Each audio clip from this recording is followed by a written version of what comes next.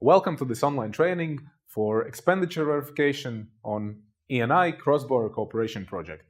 So far, we have managed to prepare the project, establish good internal monitoring system, and discuss financial management issues. Your project is on a good track. Regular updates on the project progress are required by E&I CBC programs. Usually, these updates happen in the form of progress report with both content-related and financial information. Depending on the program requirements, progress report can be accompanied with a payment claim.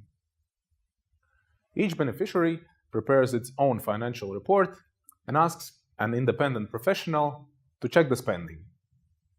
In program language, this is called Expenditure Verification. As the next step, based on the report of every partner, the lead beneficiary prepares a consolidated project progress report to be submitted to the program authorities. This expenditure verification process is needed so that the program can be sure that the financial information presented is reliable and ready for further review. Depending on the country of the beneficiaries, expenditure will be verified either by public officers or by private auditors. They both are obliged to follow the procedures set by the program. In the case of a system with public officers, usually there is no need for a legal contract between you and the officer. On the other hand, if your country uses private auditors, you have to select and contract the auditor. The rules of selecting and contracting may vary. For example, in some countries there is a list of accepted auditors and you are obliged to select an auditor from that list. Please check which is the situation for your country in the program documents. How to plan the work? It is recommended that each beneficiary signs the contract with the auditor as close as possible to the start of implementation of the project. In any case, as soon as the first reporting period comes to an end, the beneficiaries should provide all the necessary information for the expenditure verification. Let's see how our partners, Anna, Boris, and Carla, are doing. Hi, Anna and Boris.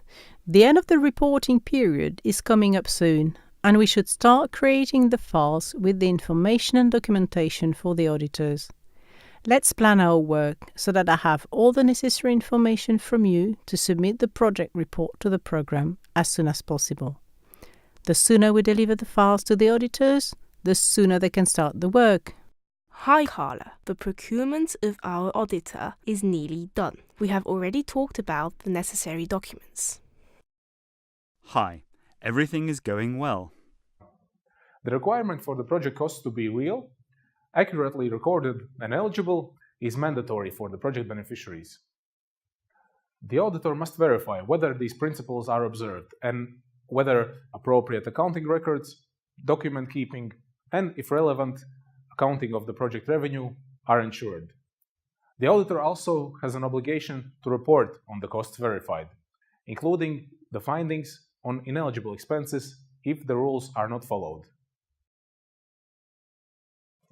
Hi, how are you? I wanted to talk with you about the arrangements for the verification. In order to do that, I will need access to the grant contract, to your financial documents, evidence of the project activities, as well as access to the accounting records, among others. How should we organize the document exchange? If you have bought any equipment or built some infrastructure, I will also need to see them on the spot. Well, I could prepare a full package of documents so you will have them all at once, a few days after the end of the reporting period. I can provide you with scanned copies. Do you need all the originals as well? Thanks. This sounds reasonable. For the time being, copies will be okay.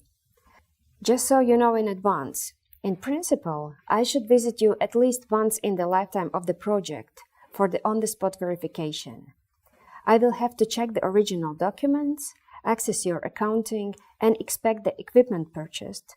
But first, let's see how the document verification goes. Hi Carla, how are you?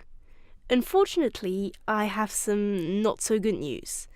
Our procurement of an auditor is a bit late.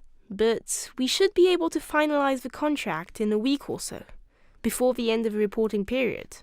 Well, it is not the best scenario, but if you manage to sign the contract before the end of the reporting period, it should be okay. Anyway, the procurement of the auditor was actually planned very early in the project. It's good that we avoided problems this time, but please, let's try to stick to the agreed plan for future procurements. Dear Boris, please submit proof of the event organized on 2nd June, such as pictures, the documentation delivered to the participants, the minutes, proceedings, or the signed participant list. Please submit pictures of the equipment purchase showing the labels with the visibility of the ENI CBC financing. It is very helpful if the beneficiary and the auditor have clear agreements on how the information will be exchanged before and during the expenditure verification. In particular, how the documents will be submitted and how the answers will be provided to the questions of the auditor. The responsibilities lie on both sides. On one hand, the beneficiary should provide the auditor with all the necessary information on time, and on the other hand, the auditor must verify the financial report according to the deadlines set for the expenditure verification. Even if only one beneficiary of the project cannot submit their verified report to the lead beneficiary on time, it will delay the submission of the consolidated project report to the program, which will lead to delays in further payments for all partners. So, Peter, tell me, have we received from Anna and Boris all the information we need for the consolidated financial report? When do you think it will be ready for verification?